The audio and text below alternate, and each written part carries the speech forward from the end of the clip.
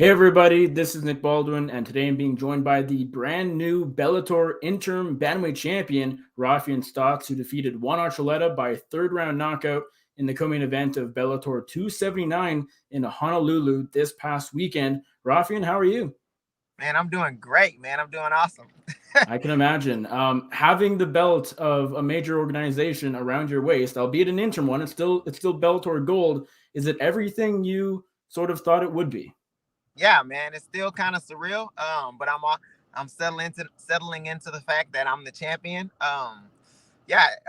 As far as it being an interim, like for an interim, that it feels a little better to me because the champion is currently Sergio Pettis, which is a boy of mine. So like I much rather take the belt from Juan Archuleta than I would like to take it from Serge. So yeah, I'm super happy, and I can't be happier. I feel like that like the interim thing means like literally nothing to me. I don't care.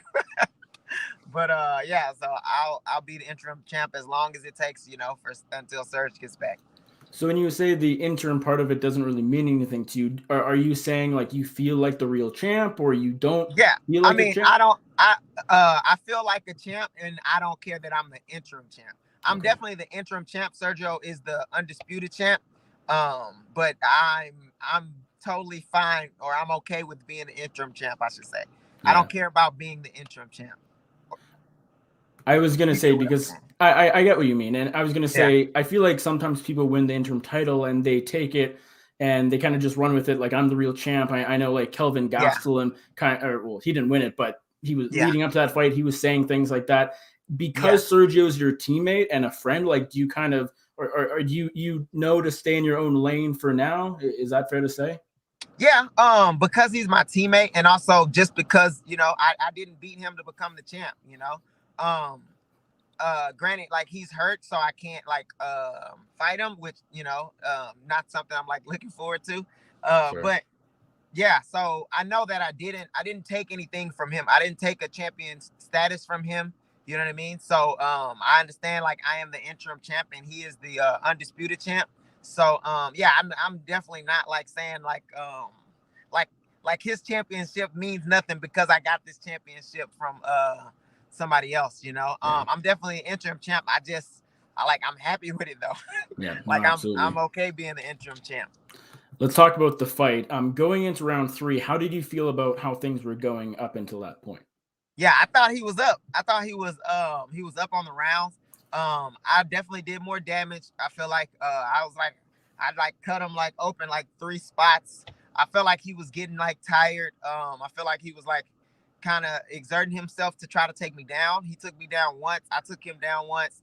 But the control time, he had like more time in a better position than me, and I acknowledge that, and that's something I'll fix for the next time. And so yeah, I think he was up on the round. And even going into the third, my mindset was like, hey, he's up 2 rounds. Like I gotta take every single round thus far from him.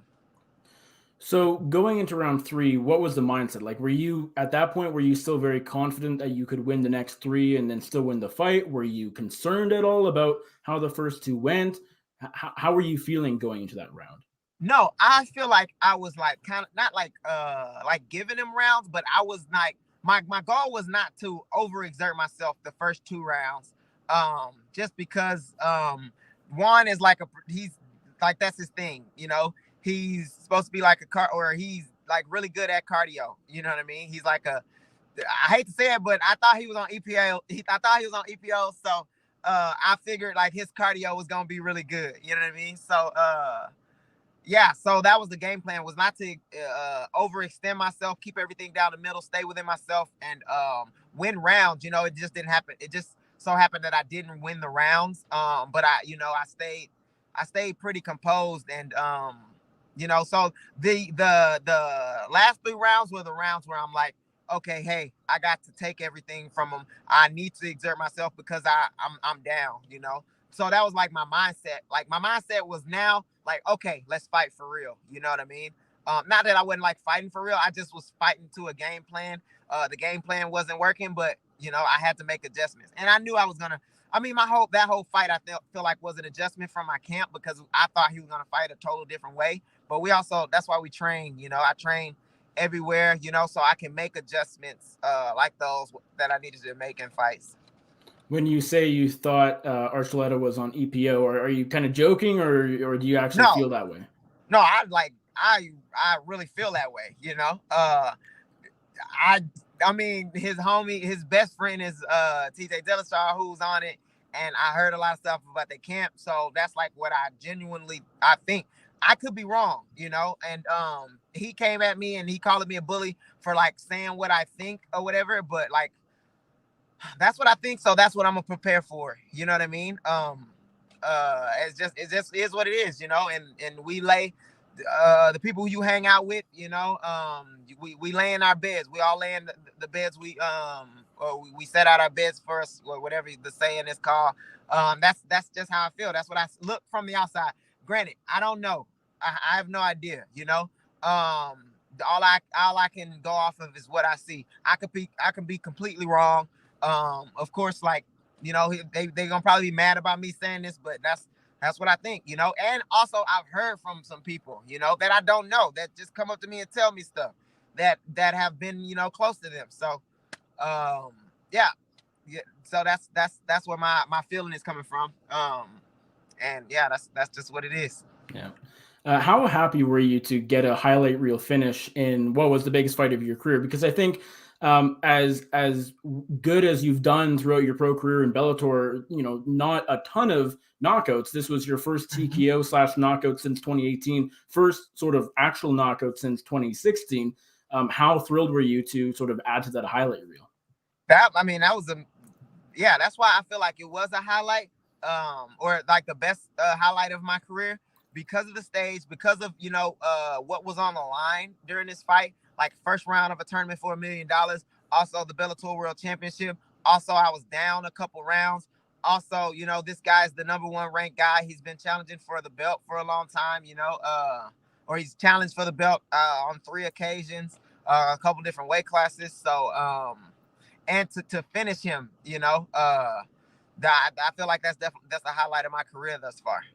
What would you say you learned from this fight, just because you're so used to dominating your opponents, and this is one where you feel he was ahead going into that third, and then you get a big knockout. So there was a bit of adversity. What do you think you took away from it, and what do you think you maybe showed about your game in terms of how MMA fans view you as well? I mean, I don't feel like what I took away from it actually, some things I needed to work on, or like how I'm gonna approach, kind of fights, 5-round fights or title fights, better. I feel like I shouldn't.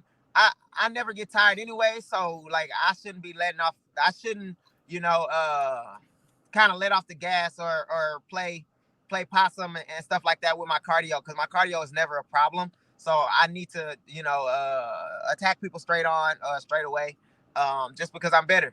And what I feel like other people took away from the fight, which I knew already, is like I don't always have to be the front runner. I am very comfortable, like being, even though most times I'm the more athletic, the more dominant, the more the quicker. I can be the like underdog. I can be the guy that's like down on rounds. I can be the guy who's undersized, and I'm okay with that. I'm mentally, like, that doesn't deter me from doing what I'm supposed to do and getting the job done. You know what I mean? And also, like, I'm very good at making adjustments when I need to make adjustments. That's why also, like, I've trained with I trained with Lance Palmer, who trains with Juan Archuleta at Extreme Couture. Also, I trained alongside Apache Mix. Magomed Magomedov was in one of my practices. But I don't really care about anybody seeing my practices. I don't care about people like watching my fights or any of that, because I'm good at making adjustments as I need to make adjustments. And you can't really you can't game plan for my adjustments, the adjustments that I make. You do the right thing, I'm gonna do the right thing after that, and the right thing after that, and you can't plan for that. So I mean, I feel like that's what most people should get. Who knows if they do? Don't really matter. I'll be walking away with some more wins come my next fight. what you said about the cardio is kind of interesting. Now, this wasn't your first 5-rounder, was it? No. No, you've had a couple of those, right? Yeah. But it's still a 5-round fight. It's still, you've had more 3-rounders, right? Throughout your pro career so far. Cardio wise, like, was it a matter of, even though your cardio is great, you can go the 25 minutes, you're still kind of worried about it or thinking about it just because it's different? It's a 5-round fight, which you aren't as used to. Is that fair at all? I feel like I'm a 5-round fighter. I literally thought his cardio was just gonna be a cut above the rest. You know what I mean? So that's something I like took for, or I thought it was I was like making a boogeyman out of his cardio, which I shouldn't have been. You know what I mean? Where his cardio really didn't seem. I mean, how the fight was tracking, and you see how, like, in between fights, how heavy he's breathing, and how, compared to how heavy I'm breathing, what he's looking like, compared to what I'm looking like. I feel like my cardio was beginning to take a toll on him, which I didn't expect. So that's what I like took away from, like, it just gave me more confidence. I have all the tools that I need, to go out there and put my best foot forward and just go be confident and fearless and dominate. You know what I mean? So yeah, that's kind of what I took away from it. Not that it was a 5-round fight. I thought Juan Archuleta had more in his tank than everybody, pretty much. And as you said earlier, Juan Archuleta is a guy that you've been kind of wanting to fight for a while. You've called him out. You've sort of talked a little trash. You guys went back and forth a little bit. Were you surprised that he took this fight? Were you surprised this fight actually did happen? No, I was surprised before that that he didn't want to fight me before the title. But like, I understand, like, everybody's gonna, or it's like you not backed into the corner, but it's like, okay, you can fight Raufeon. Like, that's the only way people would fight me, kind of, is if they had a title on line, because you get paid a certain amount to fight for the title. You know what I mean? So, and you also have an out, like, okay, if I do lose, it was for a title, or like, best case scenario, I for the title. I feel like before I was the champion, it wasn't a lot of reason to fight me. I was really good everywhere. My name wasn't known as much by the masses. So you wouldn't get a big clout boost from it. There was a likely chance of you losing. And I'm a wrestler. You know what I mean? So a likely chance of you getting, like, held down or out, pointed or whatever. So there wasn't a lot of reasons people didn't want to fight me, or there were, like, easier options to fight, or better options, like the James Gallagher. He not as skilled, but he's got a big clout, or he's got a big following, so you got a lot of eyes on you, So that was the reason I feel like Juan didn't want to fight me. He didn't want the challenge of me without there being a reward at the end of it, and that's what kind of got under my skin about it. You know what I mean? Yeah. It's like, you would only fight me if there was a belt involved. Now that he did step up, now that you guys have fought, were you able to mend fences a little bit after? Was that sort of something you wanted to do? Are you guys cool now? I mean, I didn't necessarily like I don't like hate him. I don't like I don't wish bad upon. I hope everything, I hope he's healthy, and I hope his family is good. The whole and he called me like a bully and stuff.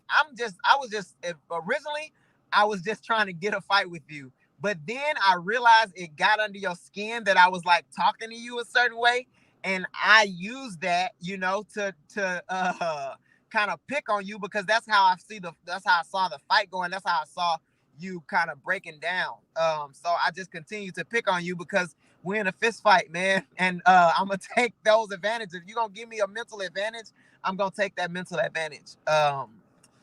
Yeah, so I don't dislike him. Even after the fight, I like shook his hand and talked to him, and then I seen him, I think, like a couple days later, just like on the resort. And I just, what I'm saying, I was like, hey man, hey, I'm gonna talk. That's just who I am. I talk shit to my best friends. Like, I talk shit. Like, I just do. You know what I mean? Brendan Allen ass. I talk his big chin ass. I talk shit to him. we King Mo, like one of my, you know what I'm saying, good friends. I talk his ugly foot ass. I talk shit to him, like, you know what I'm saying, all the time.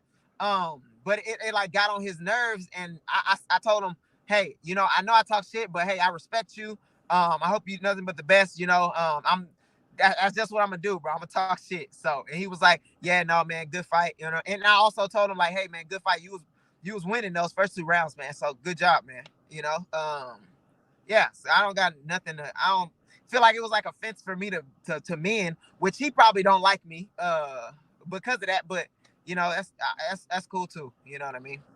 Do you think this Bellator title is finally what sort of earns that respect from fans? And not to say that people were looking past you at all leading up to early in your career, but I think you've always kind of been this dark horse type fighter. And now it feels like people are starting to recognize that you are, in fact, one of the best in the world. So do you think this Bellator title is sort of put you over, gotten you over that hump, so to speak?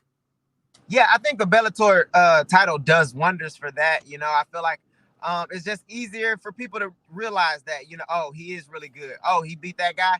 Oh, yeah, I guess he has been beating good guys, his whole career. It's just easier for people to figure out. The general masses, it's just hard for them to kind of decipher like who's good, because they're not in here with me. They're not, practicing with me. They don't see, how I do. Or they don't watch, all the fights before I got, what I'm saying, to the show. So yeah, it makes it easier, it makes it easier. Yeah. Are you happy that, it feels like people are finally starting to pay attention when really they probably should have been paying attention all these years? Yeah, I mean, and I don't get my confidence, I feel like, from other people. So I don't, like, not that I don't care, like, it's nice, it's super nice, but I don't get confidence from them. I get confidence from myself. I get confidence, from like the immediate people around me. And yeah, so it like, it's nice or whatever, but it's not gonna change. Like, they also can say I suck tomorrow. I lose a fight and I can suck. I'm like terrible. So Anthony Pettis actually told me one day, he was like, never believe how good people say you are, and never believe how bad people say you are. You know what I mean? When I lost my one fight, 5 years ago, a lot of people wrote me off. You know what I mean? So I can't. It's like, it's irresponsible of me to let other people's opinions of me dictate what I do. So yeah, like, it's cool. Like, I definitely appreciate and I love all the support, but at the end of the day, it don't drive me. Going into this tournament, Sergio Pettis was the guy that sort of had the target on his back as the champ. Now you're the guy who's defending his title throughout the rest of it. Do you like having that target on your back? Does it add any pressure at all? How do you feel about that? Even though it's only been a few days, but how do you think you'll approach that throughout the rest of the Grand Prix? I'm approach it head on, like I've been approaching it like before. I think from the beginning, like when Serge first got the belt, what I wanted to do was be Serge's bodyguard. You know what I mean? I wanted to like knock everybody off before they got a chance to fight Serge. You know what I'm saying? But I mean, also Serge is he can fight for himself, obviously, but I mean, that's just what I want to do, because I also want to fight every single body that's in Bellator or in the top 10. I want to fight all these guys because I feel like they're all good fights. They're all tough challenges in their own respect. And yeah, I just, that's just what I want to do. So I'll just keep attacking it that way. So I'll just keep attacking the next guy in line. I kind of want to just like clean out the division and then see what happens. Of course, in the semifinals, you'll be facing the winner of Leandro Higo and Danny Sabatello. That fight, quarterfinal matchup, is supposed to be happening in June. Do you have a preference at this point of who comes out on top and who you face in the semis? I've been saying I want to fight. I like Higo and I think he's a good fighter, but I feel like Sabatello gonna talk some shit, and I'm with that. I'm with that. I feel like he got a lot to say, and I got a lot to say too. So yeah, I feel like that Sabatello, it'd just be fun for me to talk some shit with him. You know what I'm saying? He got a highlighter on the top of his head, so that'd be fun, you know what I mean, to kind of pick on him and you see what he got to say, I'm sure he's gonna say, oh, Raufeon sucks. But we gonna see. So that would just be fun for me. And also like the styles. He's got a different style than a lot of the people, So yeah, that'd be fun. Do you think he wins that fight? I think he gonna struggle with wrestling. So yeah, I think he does win that fight. Did you see Sabatello's performance the day before yours?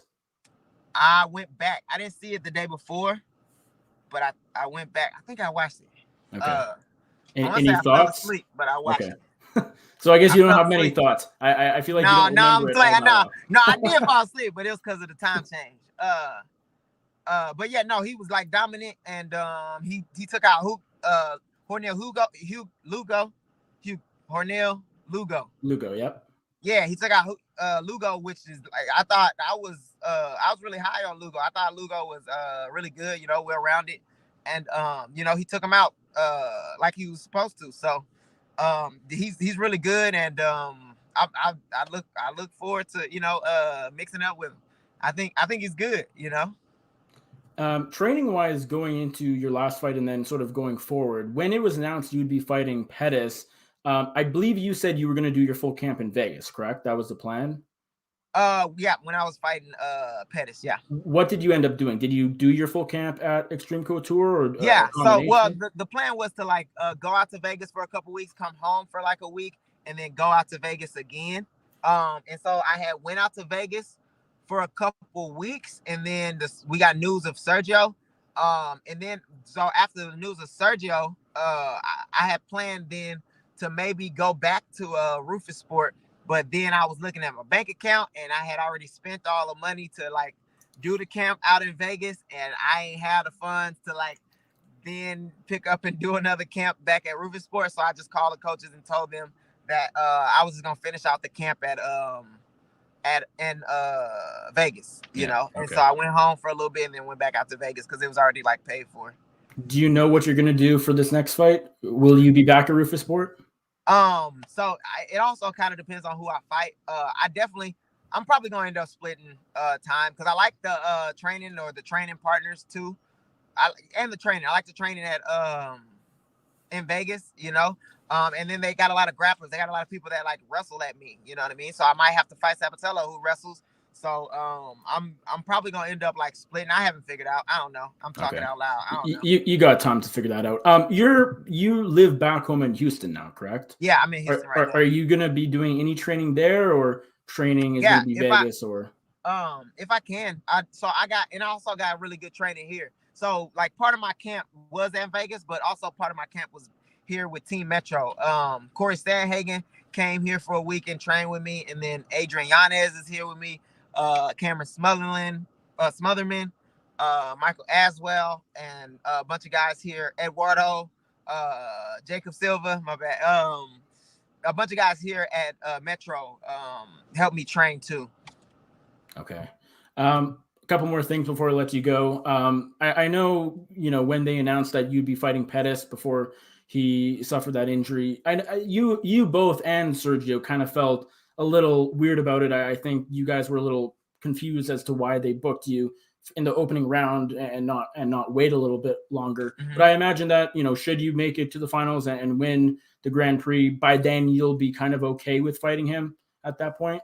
Yeah, I was bummed and like weird about it. I feel like the first maybe week or so. But I had wrapped my head around it by the time he had got hurt. You know, I was like, okay, you know, this is just something I got to do. Business is business, and ain't no use in like crying of, you know, what we want to happen. You know, this is what it is. We're gonna have to fight. You know, and we talked about it, and you know what I mean. It's not gonna change the relationship. We're gonna fight. You know, try to beat the shit out of each other, and then, you know, the better man's gonna move on. The only thing I was like kind of not, or just like didn't like was the and it's just like what I want or what I picture. I picture it like meaning something. If I'm gonna have to fight my dude, like I want it to then mean something, you know, or so either for like a belt or like I wanted it to be for either $1 million, because then it's like, okay, you know, the winner's got $1 million that was worth you know what I mean,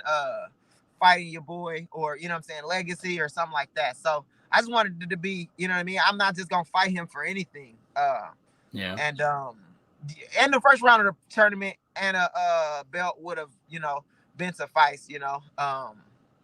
But yeah, that's just kind of how that's what I was just thinking. And so for me, I mean, it's best case scenario if I fight him like after the tournament is done, because then we'll both be champs. It'll be a champ versus champ kind of thing. That's a pretty huge fight, you know what I mean? So it'll be then worth something too. Yeah. And then also I feel like at this point in my career, like my popularity is kind of growing. So I'll bring something to the table, because like before it's just like somebody's fighting, or Sergio Pettis is fighting his teammate. You know what I mean? So I didn't feel like I was like bringing anything to the table. But now that I got the interim belt, and I'll have a Grand Prix belt, you know, I'll be able to bring stuff to the table to, you know, to Sergio. Yeah. Last time we spoke, obviously it was pre-Bellator, and you were talking about, you know, joining the UFC. That was sort of on your radar, on your mind. Now that you're 6 fights into Bellator, you're established, you're the interim champ. Obviously, you're happy, but do you ever have like thoughts like, "Hey, UFC, you should have signed me. Look at me now. Like, look at how good I'm doing." Do you hold not ill will, but do you just kind of feel like, "Hey, you guys missed out"? You know, I was bitter like before I got signed to Bellator, but once I got signed, I ain't gonna lie, I was like, "Hey, man, Hakuna Matata," you know what I mean? To each his own. I'm happy, and I feel like stuff happened for me for a reason, you know. So like I'm not mad at all at UFC, you know. They do their thing, you know what I mean? And I hope them success. I'm super happy where I'm at, and I think I made the right decision going back. I think I make the decision over again, you know what I mean? So yeah, I don't have no ill will toward those guys. All right, Rauefon, thanks so much for the time. Good to catch up with you. Congratulations again on the big win, and good luck throughout the rest of the Grand Prix. Thank you. I appreciate it.